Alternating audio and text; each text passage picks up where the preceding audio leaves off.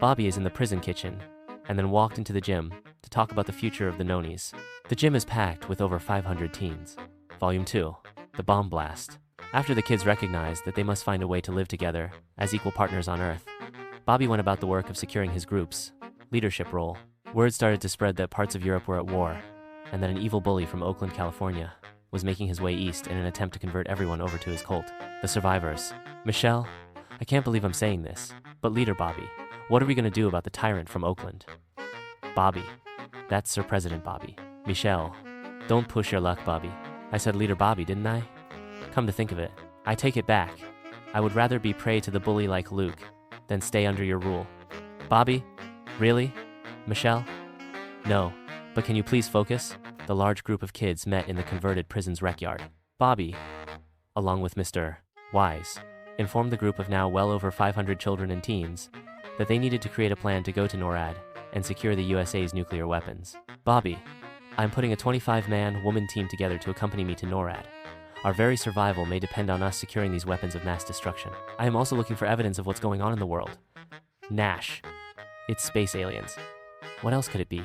A lottery system was created, and from the list of volunteers, Bobby chose 25 brave kids to trek across the American Badlands.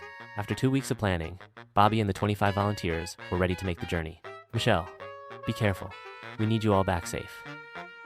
Nash, if you run across the aliens, and you will, ask them about our parents and why are we the ones left behind. Bobby, we'll do Michelle and Nash. Just keep an eye on my girl for me. Nash, who is that? Oh, okay. I understand. Bobby and the brave few left the prison fortress for Texas in search of answers. Dude, Bobby, cell phones have stopped working. Bobby, I'm surprised they worked for as long as they had. Cell phones are satellite connected, and without someone to maintain the networks, we are left to use what our grandparents used to. So many years ago. At that moment, a group of lights appeared in the sky, and it was brighter than anything the kids had ever seen. The underground kids connection started to spread the word that someone or something not of this earth was in control. Dr. Driscoll spoke to a large group of kids. His words were comforting in a time of chaos, but his message was one of hate and separation. Dr. Driscoll, we are being attacked by aliens, and we need to become one people, one voice, one leader, and one direction. He gave an order to lead a team to NORAD, and they are to launch 23 missiles around the globe at key strategic locations. Children under the age of 13 are to be banished or forced to work in prison camps. No. I will have my utopia. After many weeks of traveling across what was once America, Bobby and the group reached NORAD. They made their way into one of the secured rooms, but were met face to face with some of Dr. Driscoll's most loyal followers. One of the cult members shouted, "Stop! You are trespassing on Dr. Driscoll's hallowed grounds." Luke, man, you guys sound like a bunch of crazy people. The two groups prepared to clash when a loud, high-pitched sound was heard. Back at Seven Locks Kids Fortress, Michelle found a clue and shared it with Mr. Wise. Michelle Wise, check this out. Right before all this crazy world crap started, all around the world, the sound was duplicated. Beep, click, beep, click, beep. Wise. I don't know what it is, but I would guess it's no coincidence. Use the handheld radio and contact Bobby. I have an idea. Bobby and Wise spoke, but didn't reach any final conclusion to the origin of the sounds. Bobby had some bad news pending thought. It was his news to carry. A group of loyalists to Dr. Driscoll took the group captive, and during this time, a series of explosions went off around the world. Many cities around the world were destroyed. Bobby, is this the world of our parents, but worst? One by one, after the mass city bombings, many of the Dr. Driscoll followers started to splinter off into groups of their own, but the global bombing would have an impact on the children of the Earth. The aliens of galactic peace noticed the global ripple effect of the Earth's instability. They sent an envoy to cure the planet. Nash, I told you. Readers, when it doesn't make sense, it's space aliens. Told you. Doom. One day, everyone left on Earth was visited by Sunam. Sunam was neither male nor female, but rather the Earth judge and executioner. Sunam's first action was to disable the Earth's missile defenses. She, transported all the Earth's semi-leaders to one location on Earth, Dallas, Texas. Don't ask me why, but Sunam's race loved the Dallas Cowboys. Bobby, mother. Bobby, wake up. You're going to be late for school. I keep telling you about staying up so late on that Snap Talk and Fastbook. Bobby, mom. Is that really you?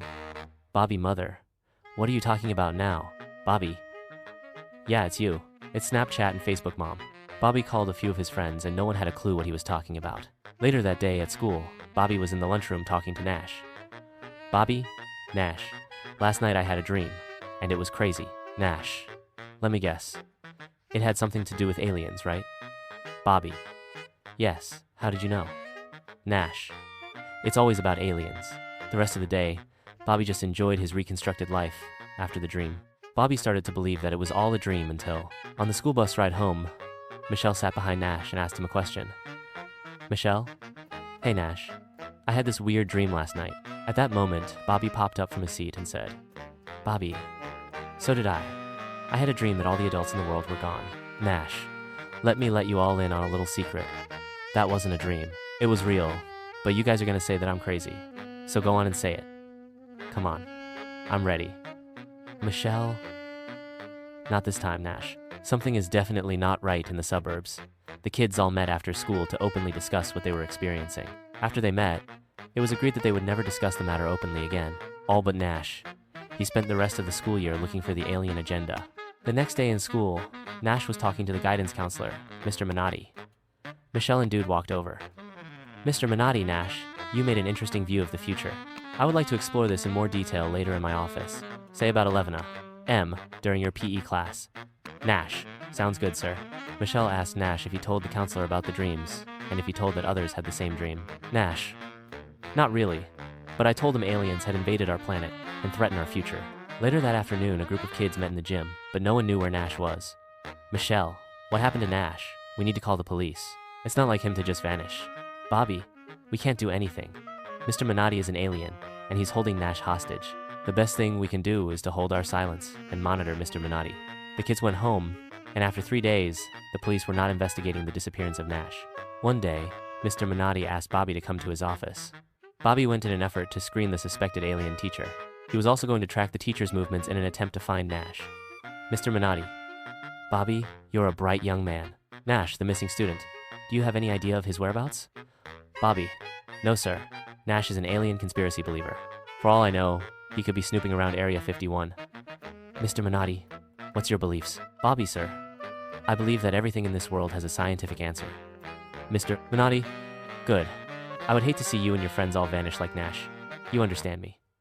Bobby. Yes, sir. I'm not looking to go to Area 51, if that's what you mean. Bobby knew that Mr. Minotti was up to something, but he couldn't prove it. But he took the opportunity to place a small tracking device on Mr. Minotti that could be used to track his movements, and if he was in 20 feet of Nash, it would pair with a chip embedded in Nash's left shoulder. After a day or two, the device's homing signal went off, and Bobby and a few kids went to the location on Bobby's iPhone. They started looking around and found Nash in an old office building off of the 985 highway. Nash, what took you so long? Michelle. OMG, how did you know we would even have found you? Nash. No, not you. My so-called best friend over there. Bobby. Come on, Nash. You're lucky I even found you and remembered that you had that tracking device in you. Plus, who gets a tracking device, anyway? They all laughed and went to the police station. When the police went to arrest Mr. Minotti, they had no record of his existence. It's as if he wasn't a real person on any records. No prints in his home or office. Nash and many of the other kids started to meet each Saturday afternoon in secret. The threat of an alien attack was very real to the students. Even Bobby found it strange, and couldn't explain the dreams and Mr. Minotti's impression on their lives. Nash, I know it's hard to believe in aliens, but I have proof that they exist. Michelle, I started out thinking you were crazy, but I'm officially a believer. Nash. This is important. The Earth, as you know, it is about to end. I need your help. Nash then shapeshifted into his true alien form. Don't be scared. We don't have much time. Please don't fear me. I came to Earth to save the children, but I needed to learn about you, and along the way, I made some friendships that I will never forget. Bobby, this is a lot to take in right now, Nash, or whatever your name is. Did you have anything to do with that dream stuff? Nash sat down and started to prepare the kids for what was to come next. The second wave is pending. Show a senior man talking to the TV. I want to thank you for reading my book. Get ready for the second wave. One kid is my playground.